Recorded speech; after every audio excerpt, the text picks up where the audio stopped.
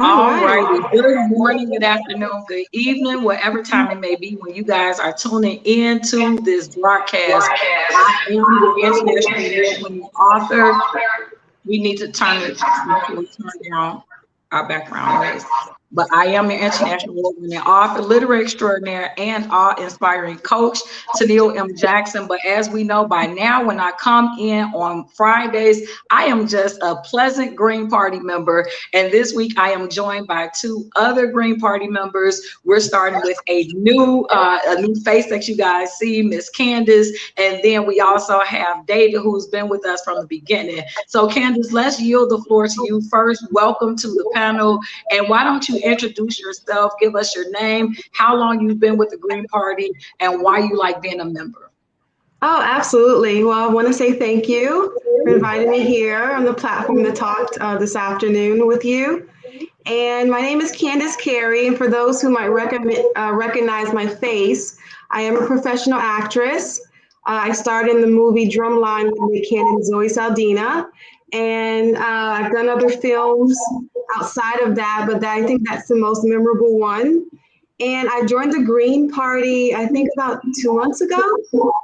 Yeah, I joined the Green Party about 2 months ago, and I am, a part of this initiative, a part of this group of wonderful individuals. David Rych is on another show, Collective Sessions with myself. Anna is beautiful. We have Aaliyah Sarfraz, and I'm meeting Toneal right now today for the third time.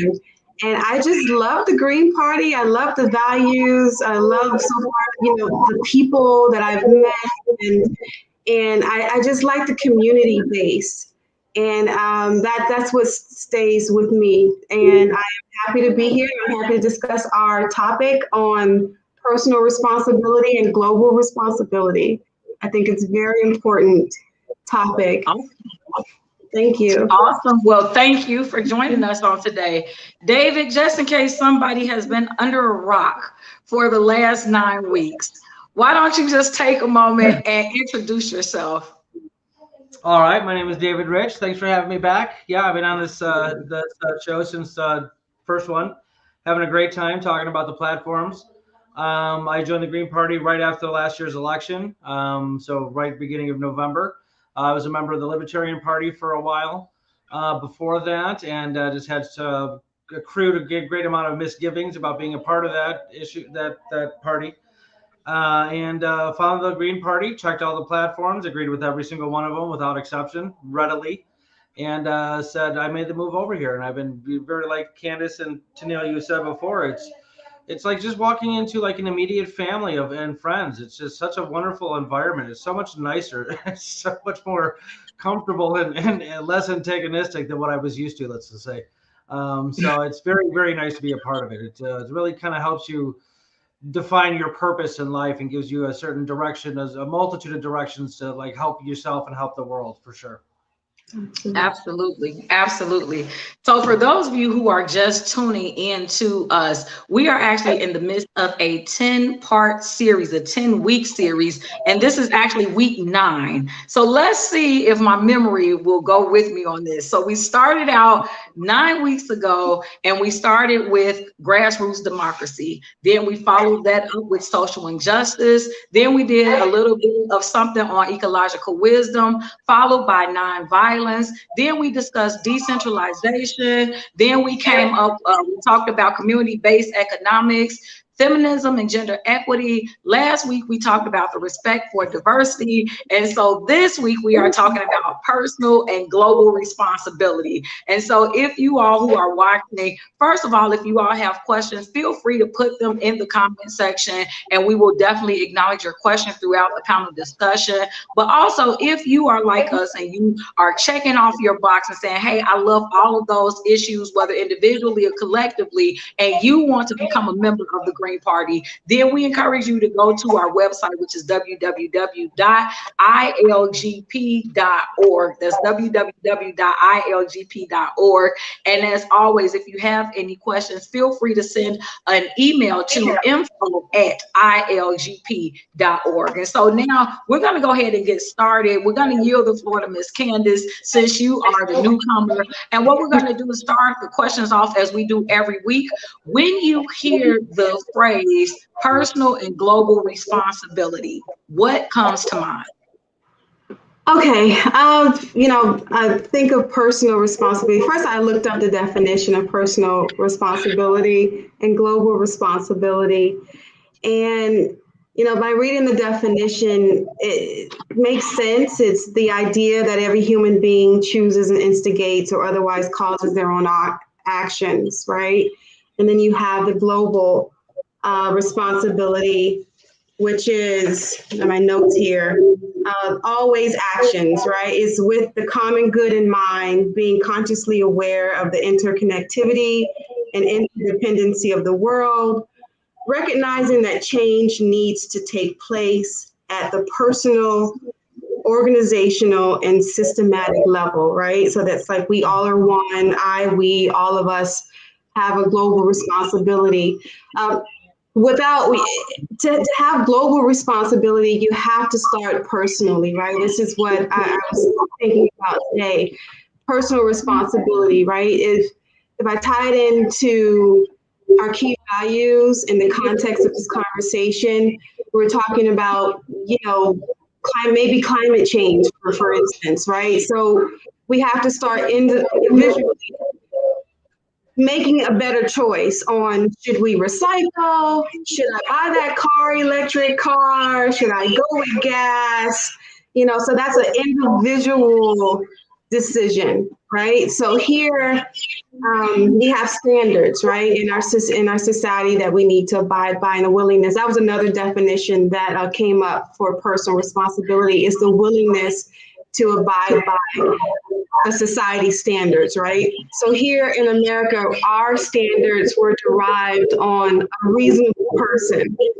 So we have this reasonable individual who's supposed to make these logical decisions, right? That's how our laws are derived on in our society. So when you think about making an individual and having personal responsibilities, we can go into our climate warming. What would a reasonable person decide, knowing all the facts on what's going on with the warming of the oceans, the quality of our air, with Antarctica? I think there was a big glacier that just completely disconnected itself, beginning of this week, something like that. And you see that all the hurricanes now, instead of 2 or 3, category 1 or 5, we're having category 5, 151. The snowstorm that we just had in Illinois, now it's going into Texas.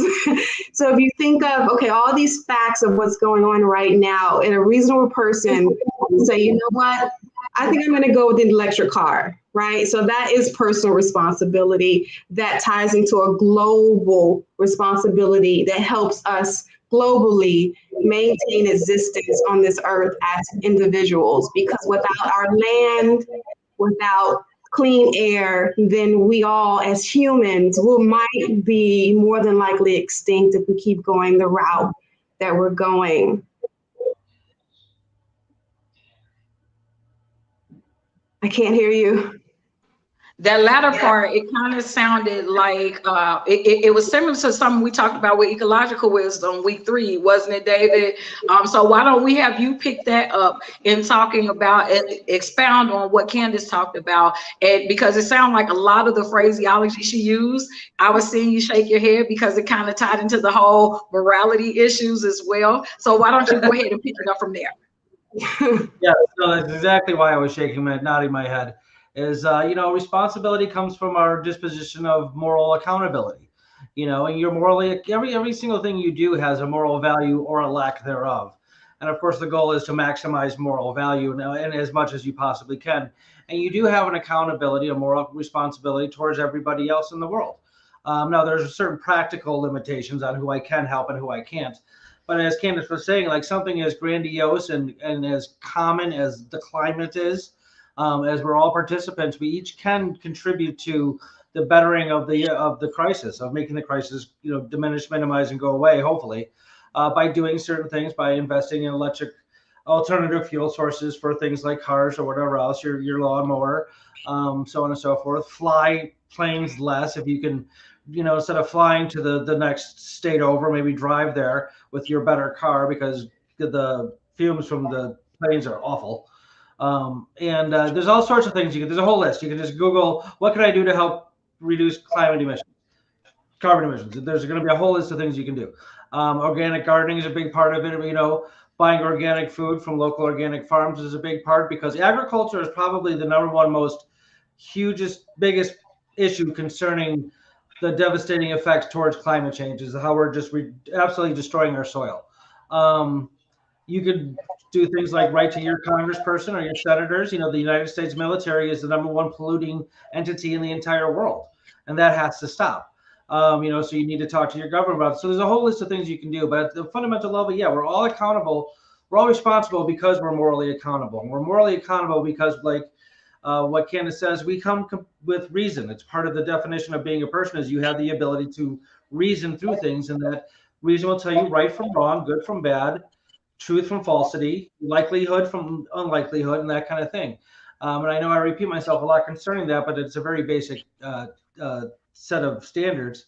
And from those things, you can learn how to behave towards yourself, because you deserve the best of the best, as well, and towards everybody else in the world. Absolutely, absolutely. And so when we're thinking about what these terms are, and Candace, you are a first timer here. So one of the things that we do is, for the first part of the panel, we like to speak on in the basic terms, because the assumption is there may be someone who's tuning in for the first time, and maybe they are not aware of these different topics. Maybe these terms are foreign to them. And so what we like to do is put it in the most simplest terms, so that way we can show what they can do too, because a lot of times, there is a lack of knowledge, right? And even the Bible says people perish for lack of knowledge. So what we want to do is kind of show people the simplicity that it is to be a member of the Green Party by aligning with these various values, right? So David started to name some of some things that you can do personally, like the personal responsibility. But what for you, personal responsibility as it pertains to the Green Party? So if I'm saying I am a Green Party member, what does that mean as it pertains specifically to personal and global responsibility? Oh, so being a part of the Green Party, what does that mean for me, or just someone that's watching? For you. What is that? Okay. What's my role? What's my responsibility as being a member of the Green Party? Mm-hmm. Is that it? Okay, I just want to make sure. I guess bringing my talents, bringing my gifts to the table, finding a cause, picking. I like to narrow, just not down, but just to focus on maybe three things, right? We talked about this when we met the other day, or either when we Zoomed the other day. I think it's advantageous to focus on at least two things and do them well, maybe one thing and do them well. But so I find something that resonates with me, and then I see if it aligns with one of the key values in the Green Party, and then I go to work.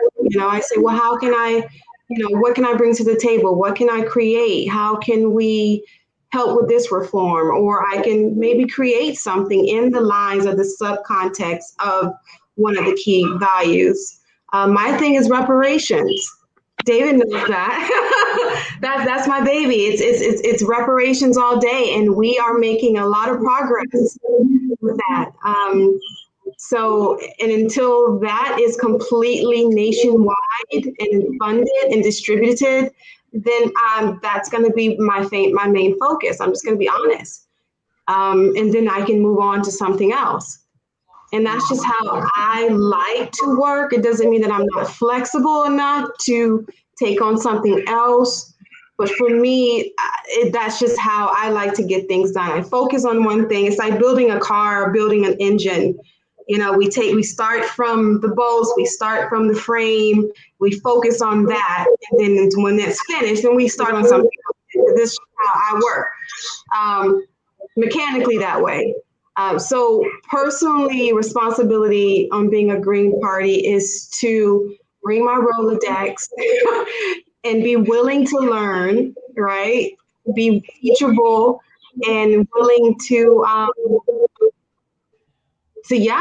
just willing, right? That's a standard of a responsibility, is willing to meet those standards.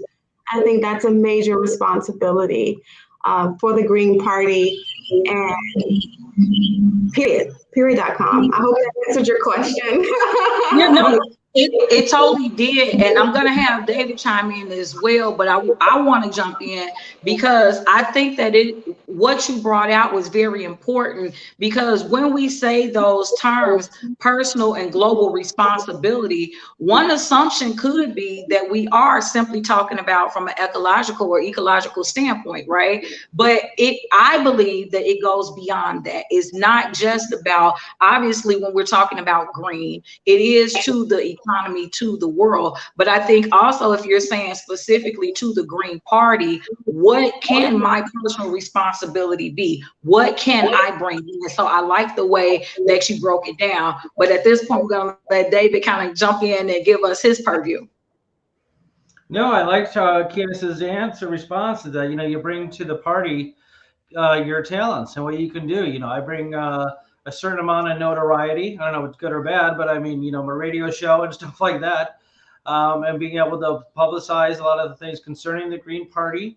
Talked a lot about reparations, had, you know, people from BLM chapters on my show, lawyers of BLM founders on my show, and so on. And, you know, doing my part with the whole, all the racial stuff going on in this country.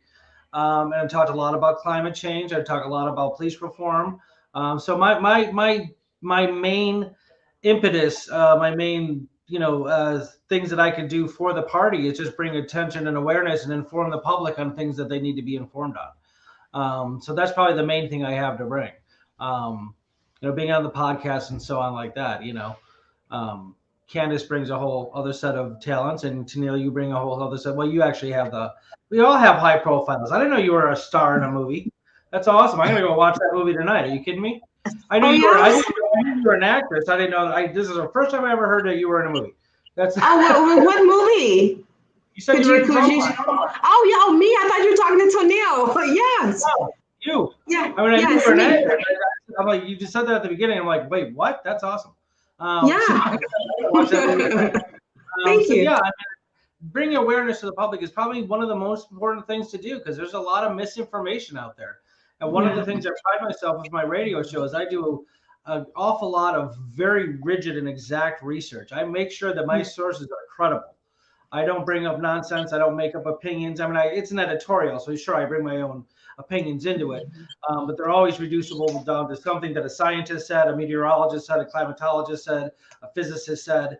I don't just sit there and espouse nonsense like a lot of the cable media people do, because I want it to be right. The most embarrassing thing in the world I can ever imagine is being told, no, what you just said is wrong on air. Oh, like no way that can happen. So, and anyway, you got to counter a lot of misinformation that's out there, and that's why I think that's probably my biggest set of skills I can bring to the Green Party and do my part right now.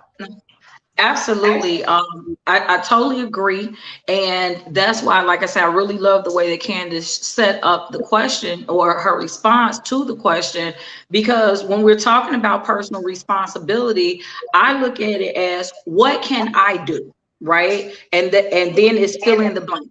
what can I do to help the economy? What can I do to help humanity? Just what can I do? And so, like Candace said, you know, we have to identify what that is. Some people, it may be one thing. Everybody is not multifaceted. They're not able to do, you know, multiple things well. And that's totally fine, because at the end of the day, as you said, Candace, let's identify what we can do, right? And so that's one of the reasons why I enjoy the Green Party, because they give you, hey, here are 10 different values that you have, right? So it's like, okay, whereas other parties or other affiliations may say, well, you have to believe in this or this. What if I don't believe in either? You see what I'm saying? Like, then what does that mean for me? But with the Green Party, even if I may not, I personally do, but if there is someone who's watching and if they may not either agree or find themselves in alignment with every last one of our 10 core values, as Candace brought out, they can say, hey, you know what? But I really love the concept of nonviolence. So I'm going to jump in there and I'm going to bring my talents there. And like David is saying, you know, whatever that means. So whether that means that you are bringing awareness through your social media platforms or using your Rolodex, as Candace said, or whatever you have to bring to the table, I believe that that is what we're referencing when we're saying personal responsibility, to understand that we don't live to ourselves, that we're here to help other people. So therefore, we all have a responsibility to help to contribute to the world or to society at large. And so anyway, go ahead, Candace. It looks like you want to jump in with that. Go ahead. Oh, you know, I'm just thinking of the idea of personal responsibility. And then let's say when, you know, the new buzzword, everyone's saying self-care, right? To take care of yourself. So it looks like someone's frozen.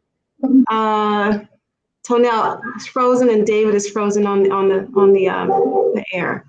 Your side, It's on my side. Yeah. Okay, hold on a second. Hold on. And you may need to, if you have your volume up, you may need to turn it down a little bit.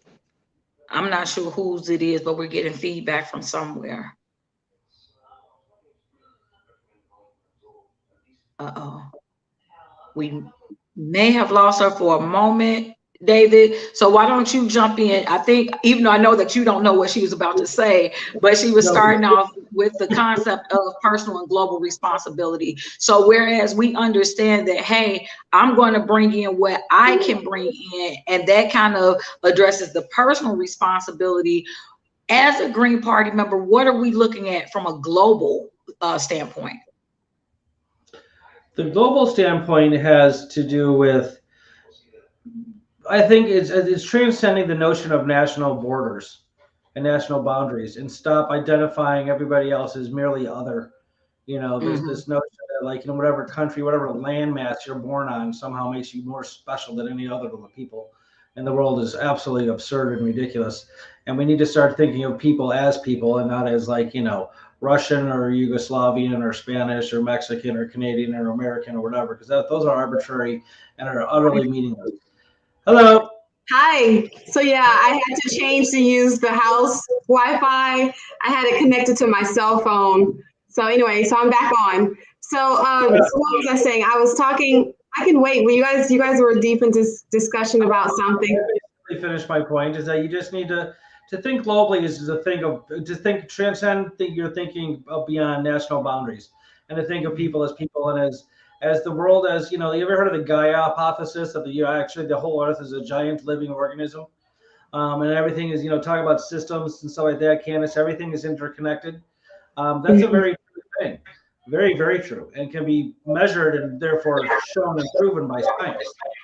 It's very important that we understand that when you pollute a body of water up here, it's going to run down the river and to pollute everything along its way.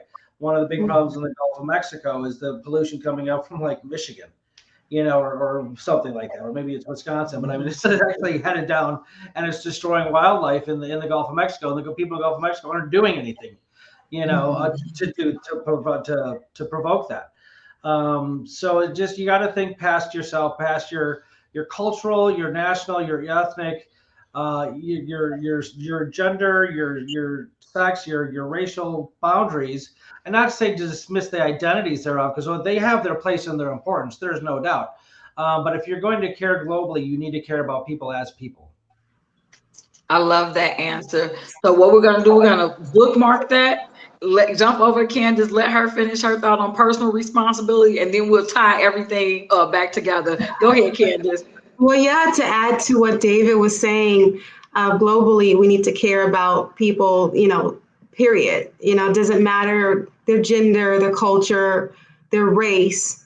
Because once we go into that and we start judging people and having our prejudgment set on a person of how they should act or behave, because then it becomes into survival. You know what I mean? It becomes into self-care being a survival, right? An act of political. I think there's a poet, right? Audre Lorde said, self-preservation and self-care is something, I'm paraphrasing, but it's something to the fact of it's political. It's seen as political warfare, right? What she meant by that is what I'm gathering is that, when, let's say, the standards of a society or a monarchy, i.e., the Duchess, what she's experiencing right now from the monarchy, right? Let's say the standards for over there, or the standards in the United States, i.e., slavery, 3/5 of a person, where those standards weren't even created with certain people in mind, so they can meet those qualifications. So it's we have to learn, and I'm agreeing with David, we have to learn how to love everyone as a human and humanity basis, period, because we do need each other. It takes a village to raise one person, and that's how that's how my grandmother. It's an old saying, but it still falls true today, right? So if we look at what the Duchess is going through, she's an American, African, and went across the pond because she was in love. She went over there innocently, and she tried to meet some standards. She couldn't take it, and she got out, right? she flew back over the pond, right? And immediately, she found out it was her. So, but I'm just saying, we all have to we all have a personal responsibility to just treat everyone with respect, right? And decency. And I think if we just keep those values, and they're simple, but it just seems like today, especially when you account to the COVID, what's going on with the pandemic, and everyone's at home and you don't know what's going on. So you have all these other elements coming in, bringing a sense of, I don't know, coldness in people's hearts, maybe. It could be that, but thank God that things are changing. Things are getting a little easier, and we should be back to normal. That's what the president said during his speech yesterday. During July, did he say July, David, or Toneal? He gave us a date. So July the 1st. Adults will be eligible for vaccination. Oh, okay. We're not going to be back to normal. He even said it might not even be till the end of the year. As far as no masks, no nothing. But things are definitely on the upswing. Don't get me wrong. Okay. You can feel the new breath of air, after suffocating for 4 years. Breathe and smell. It's tangible. It's tangible. You can feel it. Yes, absolutely. So, I mean, I have nothing else to say. I'm going to be quiet. No, you're fine. You are totally fine, because what it actually made me think about, I'm trying to remember if maybe this was 2 weeks ago, David, when we were talking about feminism, when we brought up the 14th Amendment, right? I had brought up the movie Amend, The Fight for America. And so when you guys are chiming in on global responsibility, it actually just kind of brought that to mind when you're saying, David, hey, let's look at everybody as being people. And then Candace, you chimed in with, you know, like the way that Black people were looked at as 3/5 of a person. Like, that's the reason why the Constitution and us all having rights and understanding what those rights, why that's so important, right? Because the interpretation of the law is what matters, not necessarily what's on paper, but the way that it is interpreted and executed. Because yes, it did say that people were supposed to have freedoms and justice and equality, but then the problem became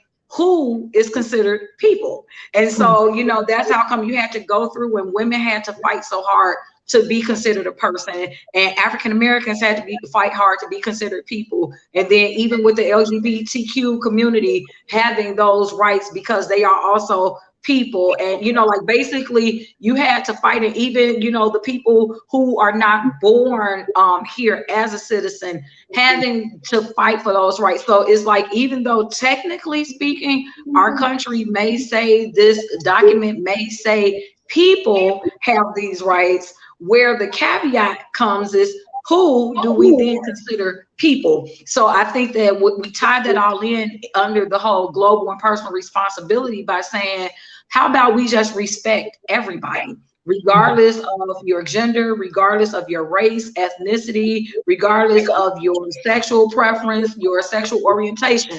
How about if you are a person, then I just respect you. And so that should be our responsibility.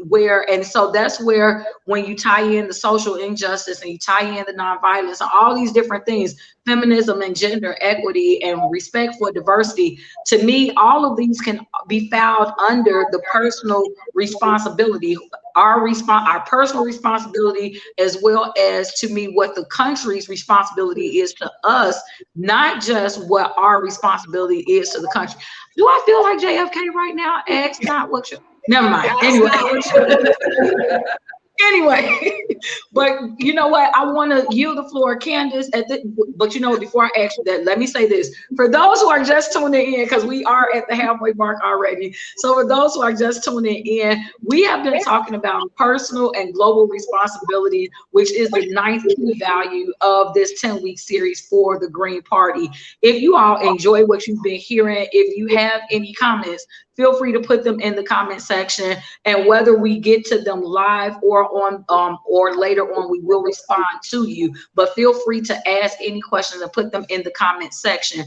Also, if you want to become a member of the Green Party, feel free to go to our website, www.ilgp.org. To do so, you can send any questions that you have to info@ilgp.org.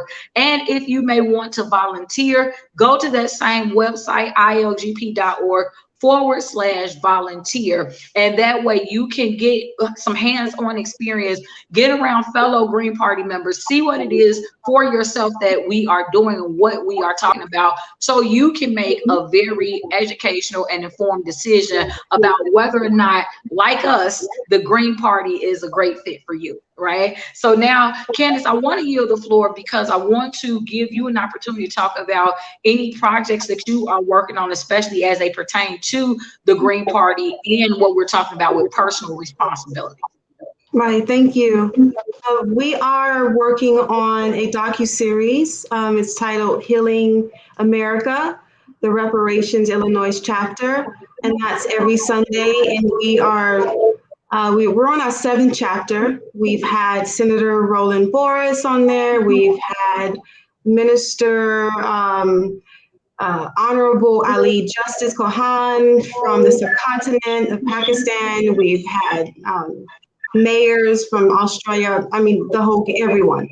So that's one of the projects we're working on. And our goal, with the help of David and Anna and anyone out there who's watching us look globally and live, that can come on board and help us with our initiative on pushing our agenda of reparations globally. We just had a funding, something that was very nice, and it set a precedent. I'm hoping the rest of the states will follow suit and follow this precedent of taxing marijuana. I mean, how beautiful is that? You know, just when you think about funding, because one of our questions was, well, how are you going to fund it? Who are you going to go after? My grandmother didn't, I didn't own no slaves, and how are we going to do this? So simply tax marijuana. And that's what Evanston, Illinois did.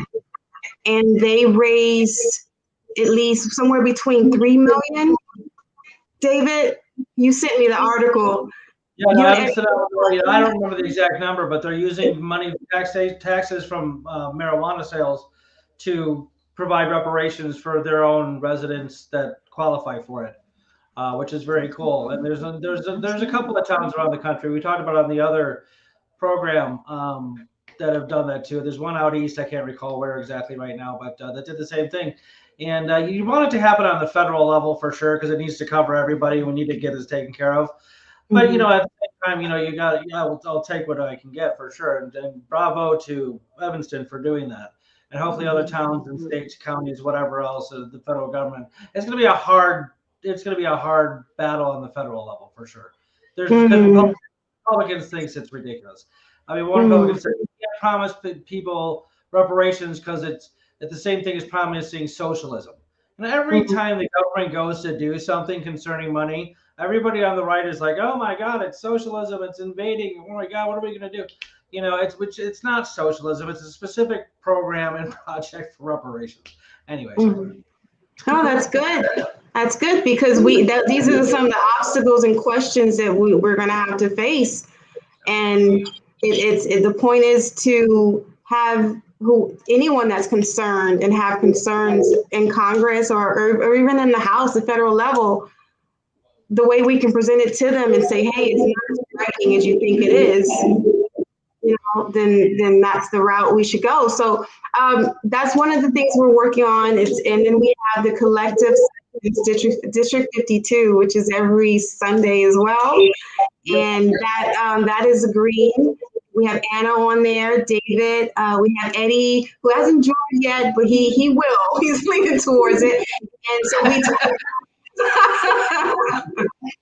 we talk about Illinois stuff. I don't make the topics. I don't come up with the topics for that particular session. I let Aaliyah, David, and Eddie handle that. And then I tune in and work the back office. And every once in a while I'll come on if something resonates with me. So we do that every Sunday as well. That is at 5 p.m. Central Standard Time, 6 p.m. Eastern Standard Time. Tune in for that. That's on YouTube.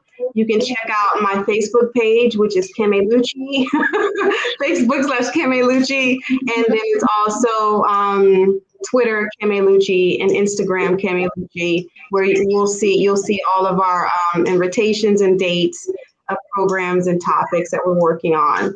And then I have a lot of other things, but that's outside of politics that we're doing in Chicago. We did have a dear friend, had a memorial today, Clifton Pierce in Chicago. Mother Wade, they're having the repast at Josephine's where we met as we speak. So I just wanted to send my condolences out to his family.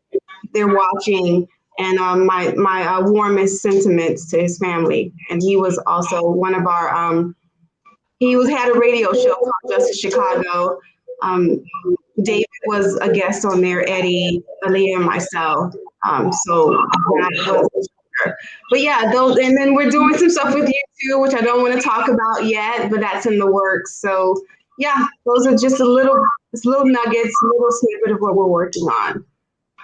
Awesome. Thank you so much for all that you're doing in these various efforts, because again, everything matters, right? And it all counts because it's a part of our personal responsibility. And what are we trying to do? What legacy are we trying to leave? How are we trying to leave our personal imprint? David, why don't we yield the floor to you? We know that you have reality radio, but why don't you tell us about what's going on and how you're using that to kind of, from that personal responsibility element, what's coming up for you? Well, the whole plugging of third parties, whether it be Libertarian or Green Party, is a big part of my platform as well. I'm trying to reach out. I'm currently in the process of reaching out to more Green Party politicians, people who are running for offices to come on my show. Obviously, when I was in the Libertarian Party, I had a lot more immediate access to a lot more people, that kind of thing. So I kind of want to get more Green Party on my people on my show, including Howie Hawkins. So if anybody can help me get a hold of him, that'd be great. And besides that, I actually am myself running for an office, Regional Board of Education Trustee. I'm the only one running, so I win. And I will be bringing in full force my Green Party leftist progressive sentiments into it and implement them whenever I possibly can. So there's that. Yeah, just bringing again through my radio show, through podcasts that I do.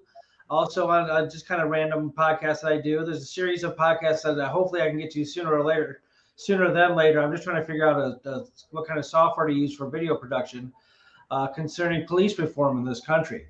The General Assembly of Illinois just passed a police reform bill, and at the last minute they took out getting rid of qualified immunity because, I had Joyce Mason, the Illinois state legislator, on the other day to talk about it. She's like, well, the cops were all upset about it. I'm like, well, of course they are, because it would hold them accountable. I'm like, what if a judge turned to a criminal and said, what do you think your sentence should be, sir? I mean, it doesn't work that way, so I have hopefully be doing that soon. There's really some disturbing data and numbers that I've discovered over the last year concerning policing in America. But of course, that's helpful towards, the liberation of our society and definitely minorities in the first place, because that's the main group of people that cops like to go after. So that all ties into the platforms of the Green Party, whether it be under grassroots democracy, diversity, decentralization, that kind of thing. There's all sorts of things that it ties into under. So yeah, I'm doing whatever I can as much as I can, but mostly it's with the mouth.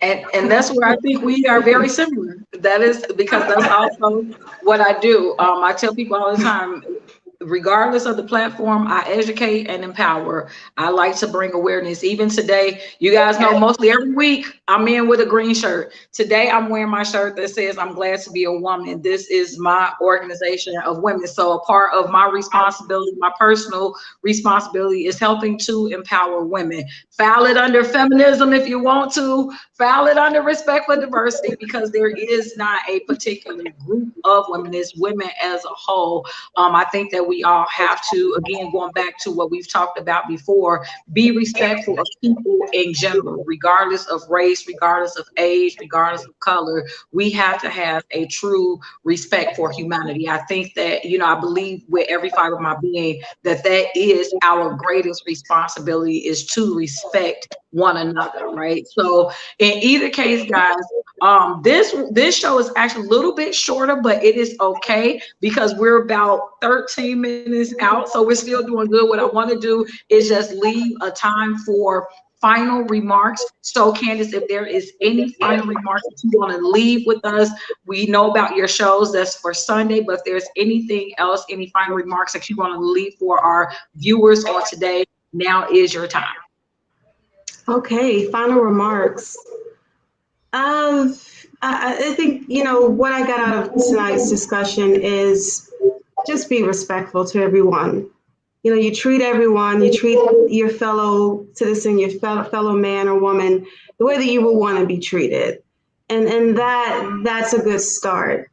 Also, stay safe out here. We're still not out of the woods when it comes to COVID-19. There's different vaccines that have come out. You got the Johnson & Johnson.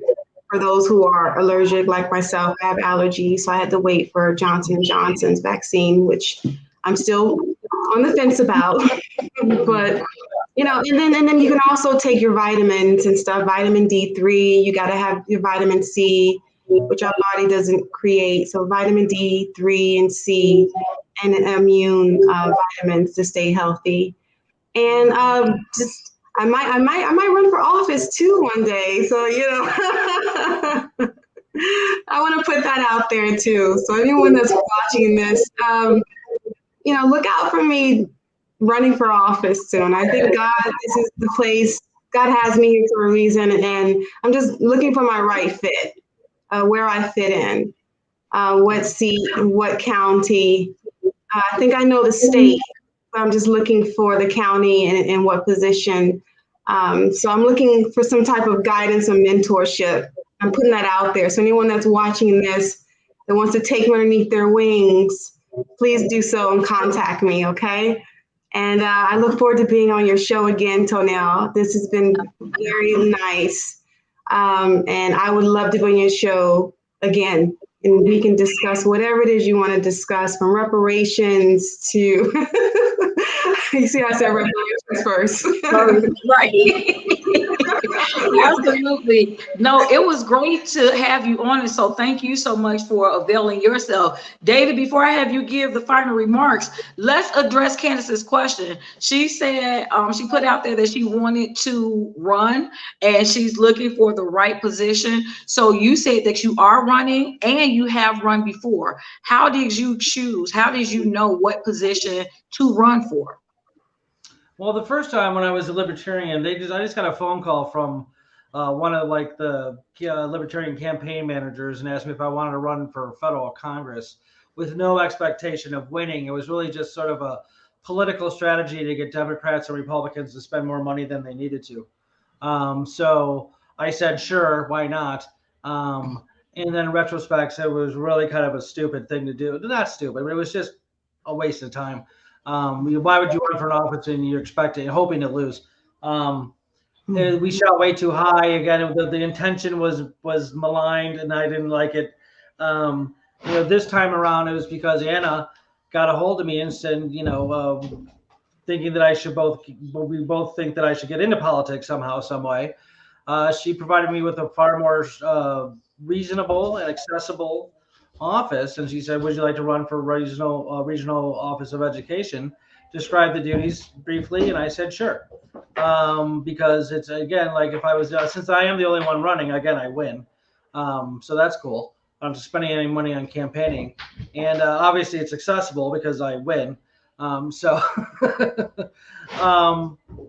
yeah, I mean that's basically the story of those two different things. I'm definitely not qualified enough to take Candace under my wing and teach her anything other than just don't ever run as a libertarian.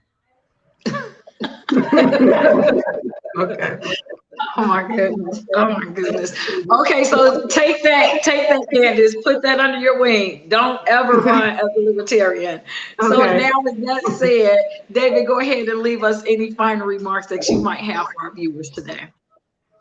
Well, I think that, especially nowadays with such immediate access to so much information concerning what's going on in the world and the ability to connect through the internet to almost anywhere else in the world, take some time. I think that each individual person should pick at least one charity to give to monthly, whatever it is. Besides your day-to-day givings to the world, like making your life a better place, making your local environment a better place, organic gardening, so on and so on. I really think it's important to reach out and establish one sort of charity, at least one. Like I give to Amnesty International, I give to Greenpeace, and I give to Children's International. Excuse me. And it's just a very delightful thing to do. The point is that there's so many different outreaches that, we can't wait for government to fix everything for us. We need to take the reins and do it ourselves. And I think that giving to charity is a big part of that. So it's going to be an explicit way of you being globally responsible by reaching across the globe through these charities and helping people as much as you can. And for just simply just giving them money and they'll do the rest of the work. So it's not even hard to do on your part. There's no excuse nowadays not to give and not to help because ignorance is really not an excuse anymore. I mean, because the knowledge is right there. Anything you want to know, just ask Google. Absolutely. Google or Siri or Alexa or whoever it is you want to talk to, feel free to reach out to all of them. But again, I definitely want to thank my guests, to Candace and to David. Thank you guys so much for availing yourselves, talking about personal responsibility. And David, to what you just spoke of, I also, I am what do you want to call it? I sponsor a child through Compassion International.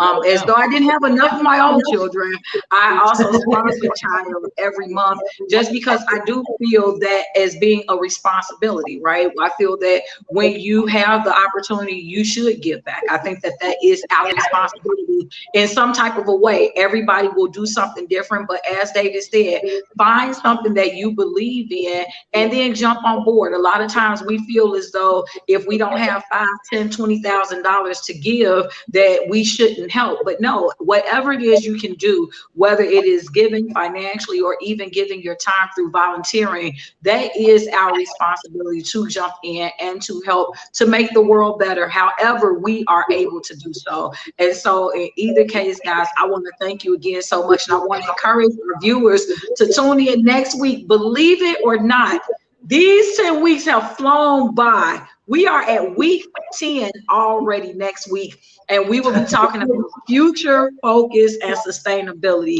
So if you all have enjoyed these panel discussions, I invite you guys to come back, and also to let you know that we may be done with the 10 key values, but we'll continue having conversations like Candace suggested, talking about reparations or various other situations and issues that the Green Party finds near and dear to our heart, because we want to do our part to bring awareness to these issues, make sure that you all know about them, not just for the sake of knowing, but so that you can, as one of my friends say, turn awareness into action. So we don't want to just know about it, but we want to be able to do something about it. And so with that said, we want to thank you guys so much for tuning in. And don't forget, you can go to our website, www.ilgp.org,